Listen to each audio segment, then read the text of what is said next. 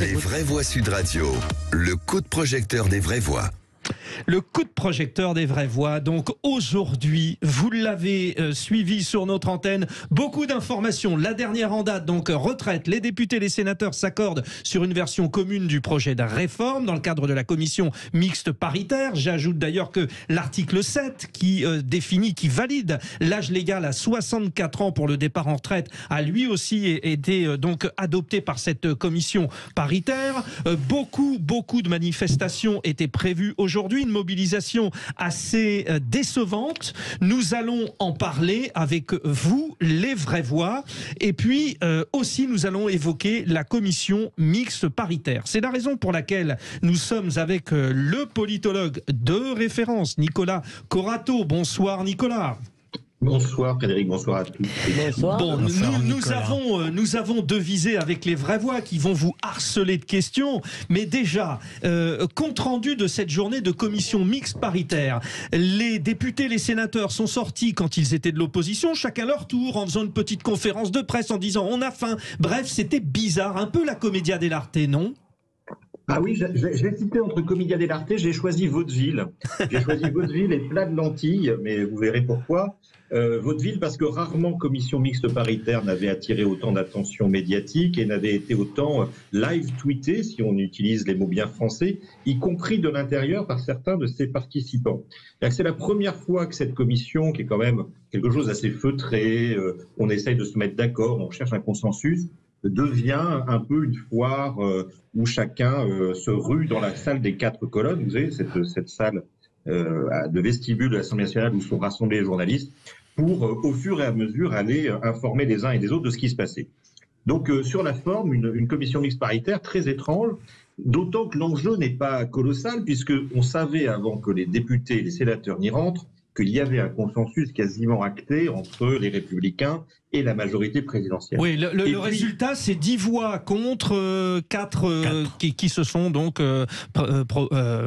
inscrits dans une non-acceptation. Voilà. Et souvent, à la fin d'un vaudeville, on dit tout ça pour ça, parce que finalement, on arrive au plat de lentilles. Le plat de lentilles, c'est ce que récupèrent les Républicains après ces heures et ces journées de négociation. Finalement, pas grand-chose. On ne revient pas quand même sur les carrières longues, même s'ils vont nous dire le contraire. Et par ailleurs, Bruno Retailleau, qui était ce matin chez vos confrères de France Inter, disait « Il n'y aura pas d'accord s'il n'y a pas une reprise du CDI senior que le Sénat a voté ». Et finalement, à la fin de cette commission mixte paritaire, on découvre que ce CDI senior va être simplement expérimenté jusqu'en 2026. Donc ça n'est pas quelque chose qui va être généralisé. Et en 2026, il y aura une date couperée pour y revenir. Nicolas Corato, les vraies voix vous posent des questions. Philippe Bilger.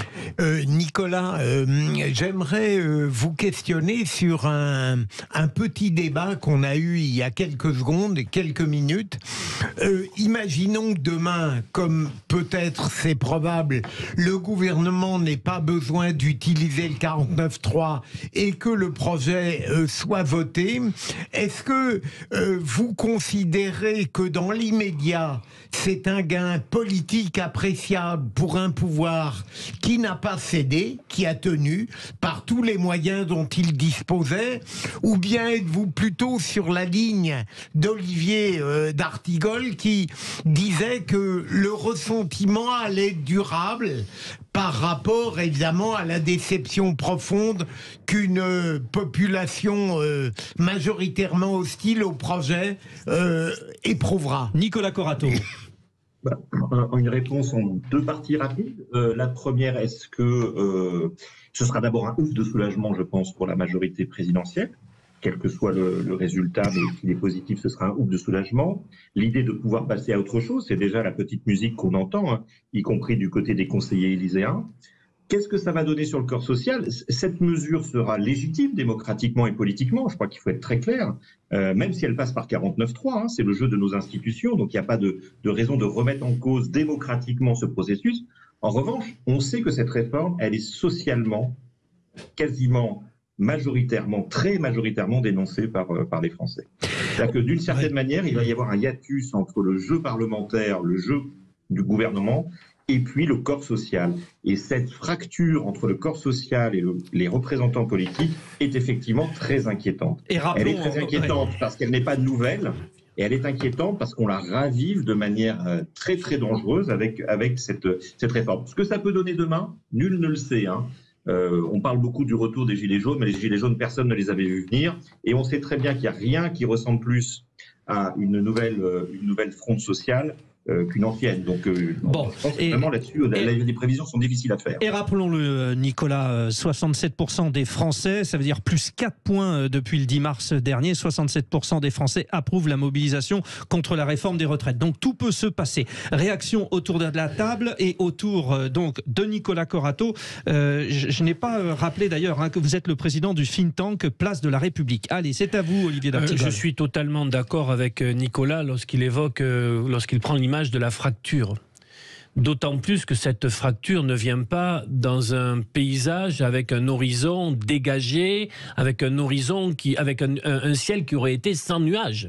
Cette fracture vient après des épisodes dans notre vie démocratique qui, pour ma part, dont je date la première étape au référendum de 2005, qui fait qu'il y a depuis sur la manière dont s'est passée la dernière élection présidentielle, sur la manière dont Emmanuel Macron a aujourd'hui fait fi de la démocratie sociale avec cette intersyndicale qui était réunie et qui n'a pas pris beaucoup en considération.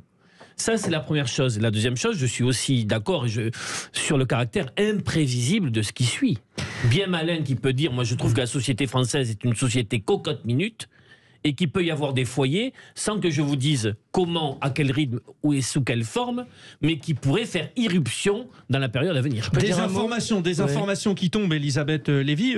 Emmanuel Macron va recevoir Elisabeth Borne à l'Élysée. Et puis, autre information également sur la grève des éboueurs. Anne Hidalgo ne donnera pas suite à la demande des réquisitions via Gérald Darmanin. Voilà un beau bras d'honneur aux Parisiens et au gouvernement. Alors, Elisabeth Lévy.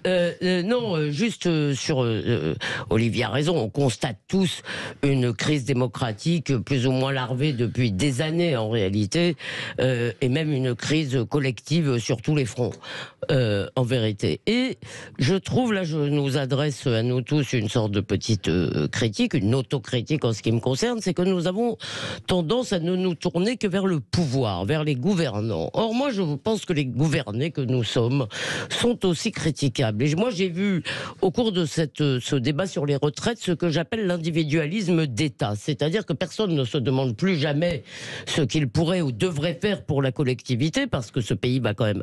notre économie est en capilotade. Et aujourd'hui, ce qui nous empêche d'être en cessation de paiement, c'est malheureusement que les Allemands garantissent en gros nos emprunts sur les marchés. Et c'est pour ça d'ailleurs que je n'aime pas tellement l'argument Emmanuel Macron fait ça pour les marchés. Si on n'était pas endetté, le meilleur moyen de ne pas avoir besoin des marchés, c'est de ne pas être endetté. Parenthèse fermée, retournez à vos propos. Eh bien donc, ce que je vois, si vous voulez, c'est que chacun attend de la collectivité qu'elle se défonce pour lui, qu'elle travaille plus pour lui, parce que si nous ne voulons pas travailler 2 ans de plus, ça veut dire que quelqu'un doit le faire à notre place. Quelqu'un doit produire à notre place. Quelqu'un doit payer pour que nous puissions ne pas travailler. Et je trouve tout ça, si vous voulez, je ne veux pas travailler, mais je veux que la collectivité, en fait, se mette à mon service. Et je dois dire que je ne nous trouve pas très glorieux. Et je me demande si nous sommes encore un peuple. Voilà. Bien, alors ça, c'est la partie, et c'était très important, et la partie commission mixte paritaire aujourd'hui. Donc, à la question, est-ce que cette journée aura apporté quelque chose? Les auditeurs de Sud Radio continuent de voter sur le compte Twitter et donnent leur avis au 0826 300 300. Vous dites oui, cette journée de mobilisation aura servi à quelque chose, à 53,5%.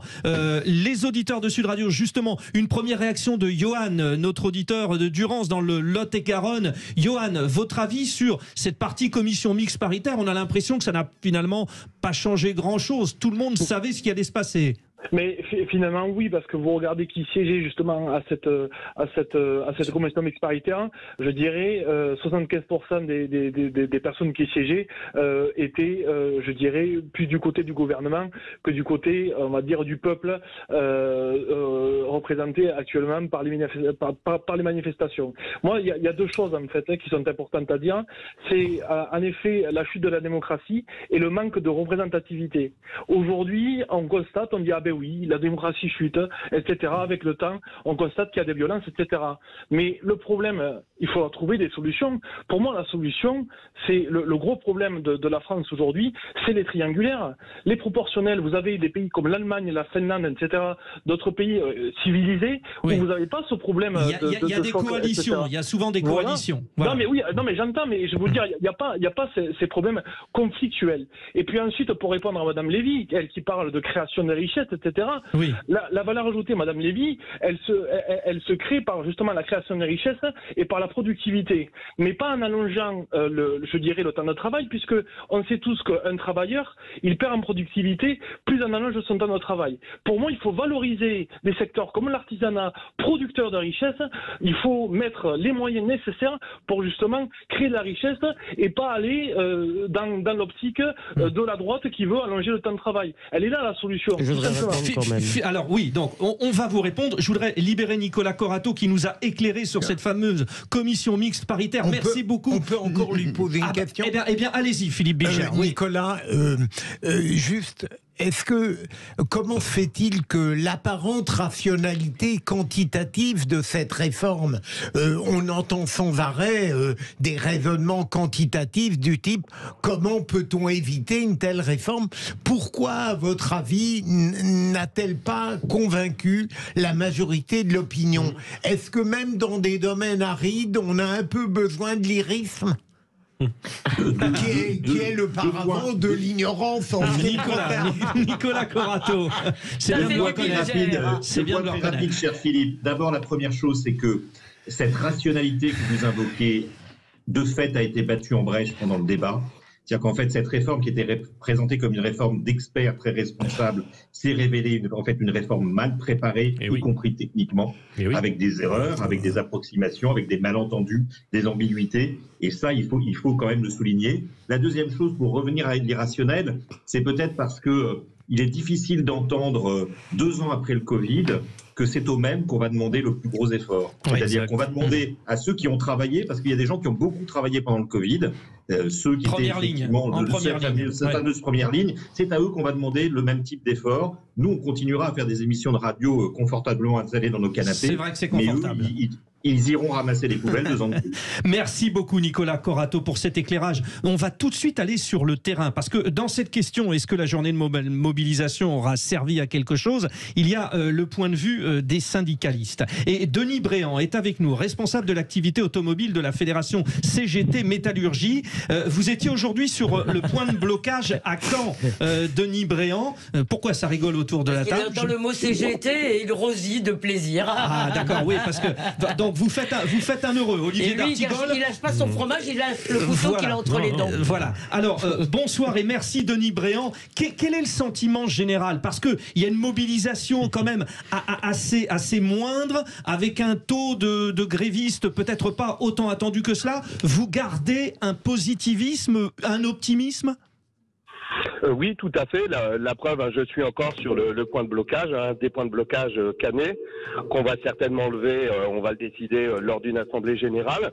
Mais aujourd'hui, les points de blocage qu'il y avait à Caen, c'était le mot d'ordre, c'était de bloquer tout ce qui est routier et de laisser passer les véhicules légers. On a pu voir d'ailleurs que les gens soutenaient l'action, majoritairement. On sent que l'action est toujours populaire et la détermination des militants est toujours la même. Donc aujourd'hui, on est parti sur un bras de fer avec le gouvernement et on va pas lâcher, quoi. Ça se sent, les échanges qu'on a sur le piquet de blocage, on sent les gens prêts à repartir sur d'autres actions. Malgré les décisions et le gouvernement qui reste sourd à toutes nos demandes. Bon, Olivier d'Artigol vous répond. Elisabeth Lévy. Alors je la regarde, elle me dit non, pas de question.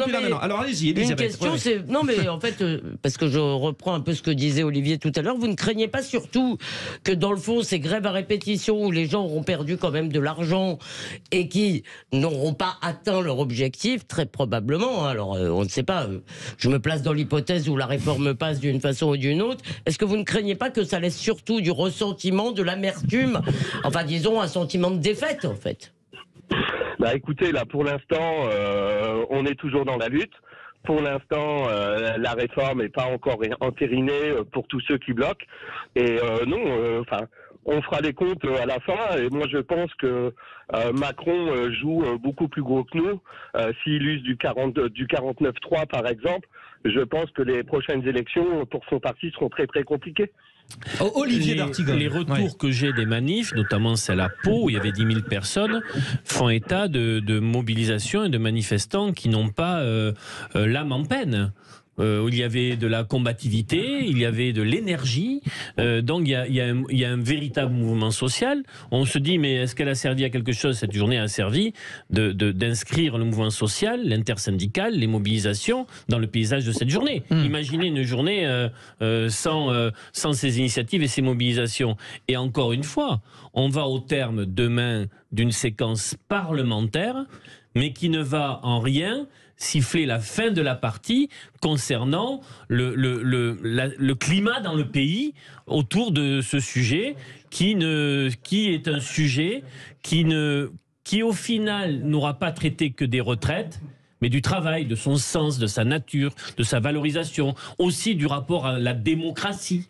Donc je crois que c'est une séquence qui a démarré et qui ne se terminera pas demain. Denis Bréant, pour conclure, et encore une fois, merci de nous accorder un petit peu de votre temps. Vous restez sur le point de blocage à Caen. Combien de temps ? Eh ben là, écoutez, normalement, il y a une assemblée générale qui va être faite à 19h. Je pense que le blocage risque d'être levé, mais dès demain, il y a déjà d'autres actions programmées sur le Calvados, notamment auprès des députés. Aller leur rendre une petite visite pour leur faire comprendre notre motivation qui reste sans faille, quoi. Voilà. Et puis, vous savez, quand on discute avec les salariés qui soutiennent le mouvement, même s'ils ne sont pas forcément présents, on sent malheureusement qu'il n'y a pas que la colère sur les retraites. Il y a le pouvoir d'achat, il y a les conditions de travail. Et je pense que là, Macron a fait de la France une cocotte minute. Bon, c'est effectivement la petite musique qu'on entend. Vous la repreniez tout à l'heure aussi, Olivier d'Artigol. Demain, il risque encore d'y avoir des démonstrations de force, des mouvements de mobilisation. En tout cas, on l'a bien entendu de votre part, Denis Bréant. Vous êtes responsable de l'activité automobile à la Fédération CGT Métallurgie et vous êtes toujours donc sur le point de blocage à Caen, dans le Calvados. Les vraies voix restent avec nous. Nous marquons une pause. Vous avez dit à la question, la journée de mobilisation aura-t-elle servi à quelque chose? Oui, à 53,2%. Réaction au 0826 300 300. On prolonge le débat parce que c'est une journée pas comme les autres, parce que c'était la journée de mobilisation. 0826 300 300, Sud Radio.